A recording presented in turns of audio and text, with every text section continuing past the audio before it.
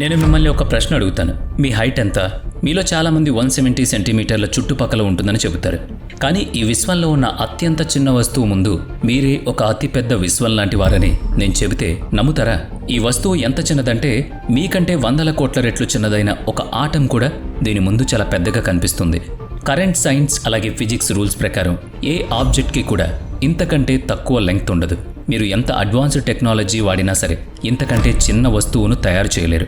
మరోవైపు ఈ విశ్వంలో ఉన్న అతిపెద్ద సైజ్కి కూడా ఒక లిమిట్ ఉంటుంది. ఇంతకంటే పెద్దది ఏది కూడా ఉండదు. ఇక ఇవి మన కంపారిజన్స్కు పూర్తిగా అతీతం. అయినా సరే వీటి అసలు మాస్, లెంగ్త్ అలాగే పవర్ గురించి నేను మీకు చెబుతాను. అవి వింటే మీరు ఖచ్చితంగా షాక్ అవుతారు. ఇదంతా ఒక హ్యూమన్ లెవెల్ స్కేల్లో ఉంటుంది. మనిషి ఆకారాన్ని బేస్ చేసుకుని మనం వీటిని కంపేర్ చేస్తాం. కాబట్టి అర్థం చేసుకోవడం చాలా సింపుల్. ఇక ఇప్పుడు మీరు సీట్ బెల్ట్ పెట్టుకోండి. నాతో పాటు ఈ అంతు చిక్కని విశ్వపు ప్రయాణంలో పాల్గొనండి. మీరు ఎప్పుడు ఊహించని సరికొత్త కోణాన్ని ఇప్పుడు మీకు చూపించబోతున్నాను. ముందుగా ఈ విశ్వంలోని అత్యంత చిన్న లెంత్ దగ్గరకు వెళదాం. ఆ లెంగ్త్ ఎంత చిన్నదంటే దీన్ని ఇంకా తగ్గించడానికి మనకు ఎంతో ఎనర్జీ కావాలి. ఆ ఎనర్జీతో ఏకంగా ఒక బ్లాక్ హోల్ క్రియేట్ అవుతుంది. ఈ లెంగ్త్ దగ్గరకు రాగానే ఫిజిక్స్ థియరీలన్నీ పనిచేయడం ఆగిపోతాయి. క్వాంటమ్ మెకానిక్స్, గ్రావిటీ, రిలేటివిటీ లాంటివి ఇక్కడ ఊహించని రిజల్ట్స్ ఇస్తాయి. వాటిని చూసి సైంటిస్టులు కూడా ఏం అర్థం చేసుకోలేరు. ఇక్కడ మ్యాథ్స్ పూర్తిగా ఫెయిల్ అవుతుంది. 1 మీటర్ కంటే సుమారు 160 ట్రిలియన్ రెట్లు చిన్నదైన ఈ కొలతను విశ్వంలోనే అతి చిన్న లెంగ్త్గా చెబుతారు. దీన్నే ప్లాంక్ లెంగ్త్ అని అంటారు. ఈ ప్లాంక్ లెంగ్త్ అనేది ఊహకు అందనంత చిన్నది. దీన్ని మనం హ్యూమన్ స్కేల్లో ఒక ఆటం ఎగ్జాంపుల్ ద్వారా అర్థం చేసుకుందాం. మీరు ఒక హైడ్రోజన్ ఆటంను తీసుకుంటే అది మీకంటే దాదాపుగా 10 బిలియన్ రెట్లు చిన్నది. ఇక అందులో ఉండే ప్రోటాన్ విషయానికి వస్తే ఆ ప్రోటాన్ హైడ్రోజన్ ఆటం కంటే సుమారుగా 1,00,000 రెట్లు చిన్నది. ఒకవేళ మనం ఆ ప్రోటాన్ను విశ్వంలోనే అత్యంత పెద్ద బ్లాక్ హోల్ అయిన ఫినిక్స్ స్టార్ అంత పెద్దగా మార్చామనుకోండి, అప్పుడు కూడా ఆ ప్లాంక్ లెంగ్త్ను మీరు కళ్ళతో చూడలేరు. ఆ ప్రోటాన్ అంత భారీ సైజ్కి మారిన తర్వాత కూడా దాని ఆకారం కేవలం 6 మైక్రోమీటర్లు మాత్రమే ఉంటుంది. అంటే మీ బాడీలో ఉండే ఒక రెడ్ బ్లడ్ సెల్ సైజుతో సమానం అన్నమాట. అందుకే ఈ ప్లాంక్ లెంగ్త్ సైంటిస్టుల్ని సైతం ఆశ్చర్యానికి గురి చేస్తుంది. మీరు మీ తల నుంచి ఒక వెంట్రుకను తీసుకున్నారనుకోండి, దాని పొడవు దాదాపుగా 5 సెంటీమీటర్లు ఉంటుంది. దాన్ని ఈ ప్లాంక్ లెంగ్త్ స్కేల్తో కొలవాలి అని మీరు అనుకుంటే మీకు కనీసం 10⁻33 ప్లాంక్ లెంగ్త్ స్కేల్ అవసరం అవుతుంది. అంటే 1 పక్కన 33 సున్నాలు పెడితే ఎంత వస్తుందో అంత అన్నమాట. అప్పుడు మాత్రమే ఆ వెంట్రుకను మీరు కొలవగలుగుతారు. ఈ నంబర్ అనేది మన బాడీలో ఉండే ఆటమ్స్ సంఖ్య కంటే 10 లక్షల రెట్లు ఎక్కువ.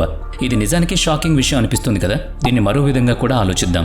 ఒకవేళ ప్లాంక్ లెంగ్త్ స్కేల్ను మనం 1 మీటర్ సైజుకు పెంచామనుకోండి, అప్పుడు ఆ లెక్క ప్రకారం మీ వెంట్రుక పొడవును కొలిస్తే అది దాదాపుగా 3.1 ట్రిలియన్ కిలోమీటర్లు ఉంటుంది.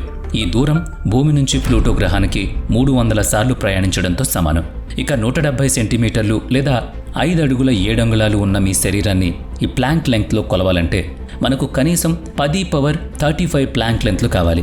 అప్పుడే మీ హైట్ను కొలవడం సాధ్యమవుతుంది.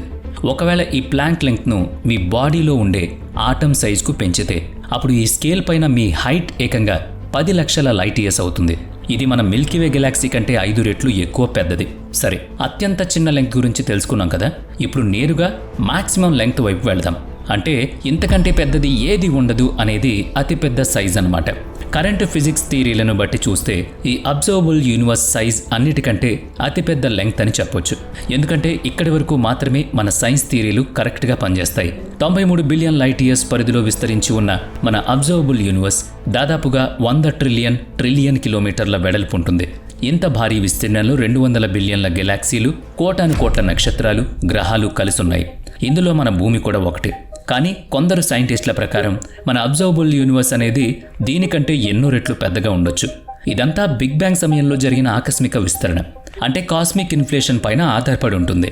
ఒకవేళ బిగ్ బ్యాంగ్ సమయంలో జరిగిన ఆ ఇన్ఫ్లేషన్ మన అంచనా వేసిన దానికంటే ఎక్కువసేపు జరిగి ఉంటే మన అబ్జర్వబుల్ యూనివర్స్ ఈ 93 బిలియన్ లైట్ ఇయర్స్ లెంగ్త్ కంటే ఎన్నో రెట్లు ఎక్కువగా విస్తరించి ఉంటుంది.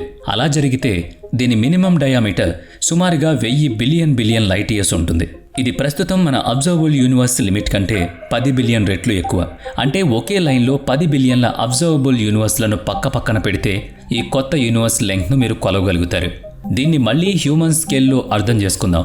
అబ్జర్వబుల్ యూనివర్స్ మొత్తాన్ని కంప్రెస్ చేసి ఒక ఫుట్బాల్ సైజ్కి మార్చామనుకోండి, ఆ లెక్క ప్రకారం కొత్తగా ఇన్ఫ్లేట్ అయిన ఈ యూనివర్స్ లెంగ్త్ 22 లక్షల కిలోమీటర్లు ఉంటుంది. అంటే మన సూర్యుడి సైజ్ కంటే 1.5 రెట్లు ఎక్కువ. దీన్ని బట్టి ఈ విశ్వం సైజుకి నిజంగా ఎలాంటి అంతు లేదని మీరు అర్థం చేసుకోవచ్చు. ఈ నెంబర్ మన ఊహకు కూడా అందదు. ఎందుకంటే ఎన్ని జీరోలు ఉంటాయంటే ప్రతి ఆటం పైన 1,00,00,000 సార్లు రాసినా సరే మొత్తం విశ్వంలో దీనిలో 1% కూడా రాయలేం. దీన్ని అర్థం చేసుకోవడానికి ఒకసారి ఈ నంబర్ చూడండి. మొదట 10 పవర్ 122 తీసుకుంటే అందులో 122 జీరోలు ఉంటాయి. ఒక 10 పవర్ 10 పవర్ 122 దగ్గరకు వెళితే ఈ నంబర్ను రాయడానికి మనకు 10 పవర్ 122 జీరోలు కావాలి. అంటే ఒకటి పక్కన 1,00,00,000 ట్రిలియన్ల కొద్దీ సున్నాలు పెట్టాలన్నమాట. ఈ నంబర్ ఎంత పెద్దదంటే దీన్ని మొత్తం విశ్వమంతా వెతికినా ఎక్కడ రాయలేం. ఇక 10 పవర్ 10 పవర్ 10 పవర్ 122 విషయానికి వస్తే ఈ నెంబర్ను టైప్ 4, 5, 6 లాంటి ఏ అడ్వాన్స్డ్ సివిలైజేషన్ కూడా రాయలేదు. ఇది మన ఊహకు పూర్తిగా అతీతం. ఏ మెషిన్ పైన దీన్ని ఎంటర్ చేయడం అసాధ్యం. ఇది ఎంత పెద్ద నెంబర్ అంటే దాన్ని కేవలం ఇలా థియరిటికల్గా మాత్రమే చెప్పగలం. కాస్మిక్ ఇన్ఫ్లేటెడ్ యూనివర్స్ యొక్క ఈ మ్యాక్సిమం లెంత్ ముందు మన అబ్జర్వబుల్ యూనివర్స్ అసలు ఏమాత్రం కనిపించదు. ఒకవేళ అబ్జర్వబుల్ యూనివర్స్ను ఒక ప్లాంక్ లెంగ్త్ అంత చిన్నగా మార్చినా సరే ఈ ఇన్ఫ్లేటెడ్ యూనివర్స్ సైజులో 0.0001% తేడా రాదు. ఇది కనీసం మనం ఊహించలేనంత పెద్దది. కానీ ఇది మల్టీవర్స్ కంటే చిన్నదే కావచ్చు. ఒకవేళ మల్టీవర్స్ అనేది నిజంగానే ఎగ్జిస్ట్ అయి ఉంటే ఇప్పుడు ఆ మల్టీవర్స్ ఇంకా అందులో ఉండే ఇతర యూనివర్స్లన్నిటినీ కలిపితే వచ్చే ఆ అనంత విశ్వం పొడవు ఇన్ఫినిటీ అవుతుంది. దాన్ని ఎవరూ ఎన్నటికీ కొలవలేరన్నమాట. ఈ అనంత విశ్వం ఎప్పుడూ అనంతంగానే ఉంటుంది. దీనికి మొదలు చివర ఎక్కడా కూడా ఉండదు. ఈ విశ్వంలో అత్యంత చిన్న అలాగే అత్యంత పెద్ద విషయాల గురించి ఇప్పుడు మీకు తెలిసింది. వాటి లిమిట్స్ ఎక్కడి వరకు ఉంటాయో మనం కనీసం మైండ్లో కూడా అనుకోలేమన్నమాట. అయితే ఇప్పుడు మాస్ అంటే బరువు గురించి మాట్లాడితే మాత్రం మీ మైండ్ నిజంగానే బ్లాక్ అవుతుంది. ఈ విశ్వంలో అన్నిటికంటే అత్యంత తేలికైన వస్తువు ఏమై ఉంటుంది? మీరు ఎలక్ట్రాన్ లేదా ప్రోటాన్ అని అనుకుంటే పొరపాటే. ఆ పార్టికల్స్ కంటే 1,000 కోట్ల రెట్లు తేలికైన, ఇంకా చెప్పాలంటే ఒక ఫోటాన్ కంటే కూడా ఎంతో తేలికైన పార్టికల్ ఈ విశ్వంలో ఉంది. దానివల్లే మొత్తం విశ్వం నిలబడి ఉంటుంది. నేను చెబుతున్నది గ్రావిటన్ గురించి. ఈ పార్టికల్ వల్లే మనం గ్రావిటీని ఫీల్ అవుతున్నాం. దీని మాస్ 10 పవర్ -67 కేజీలు ఉంటుంది. దీన్ని ఒక గ్రామ్ అంటే ఒక పంచదార పలకంత సైజుకు మార్చారనుకోండి. అప్పుడు దాంతో పోలిస్తే ఒక ప్రోటాన్ 10,000 ట్రిలియన్ రెట్లు ఎక్కువ బరువు ఉంటుంది. అంటే దాని బరువు 10 పవర్ 37 కేజీలు ఉంటుంది. ఇది మన సూర్యుడి మాస్ కంటే 1,00,00,000 రెట్లు ఎక్కువ. దీన్ని బట్టి గ్రావిటాన్ అనేది ఎంత తేలికైందో మీరు అర్థం చేసుకోవచ్చు. ఫోటాన్ అనేది మాస్ లేని పార్టికల్ కదా, మరి గ్రావిటాన్ దానికంటే తేలిగ్గా ఎలా ఉంటుంది? ఇది మీరు ఆలోచిస్తూ ఉండొచ్చు. ఎందుకంటే ఫోటాన్ మాస్ 0, పైగా అది లైట్ స్పీడ్తో ప్రయాణిస్తుంది కదా. ఫిజిక్స్ ప్రకారం మనం ఫోటాన్ రెస్ట్ మాస్ను 0గా తీసుకుంటాం. నిజానికి ఈ రెండు పార్టికల్స్ కూడా ఫోర్స్ క్యారియర్స్ లాగా పనిచేస్తాయి. ఫోటాన్ ఎలక్ట్రోమాగ్నెటిక్ ఫోర్స్ను, గ్రావిటాన్ గ్రావిటేషనల్ ఫోర్స్ను క్యారీ చేస్తుంది. ఈ రెండు పార్టికల్స్లోని ఎనర్జీ ఉంటుంది. కాబట్టి ఎనర్జీ ఉన్న ప్రతి దానికి ఖచ్చితంగా కొంత మాస్ అయితే ఉంటుంది. గ్రావిటన్ ఎనర్జీ ఫోటాన్ కంటే తక్కువ కాబట్టి అది దానికంటే తేలిగ్గా ఉంటుంది. యూనివర్స్ స్కేల్లో చూస్తే ఇవి రెండు మాస్ లేనివే. అలాగే రెండు లైట్ స్పీడ్తోనే వెళతాయి. కానీ క్వాంటమ్ లెవెల్లో చూసినప్పుడు మాత్రం ఈ డిఫరెన్స్ మనకు స్పష్టంగా కనిపిస్తుంది.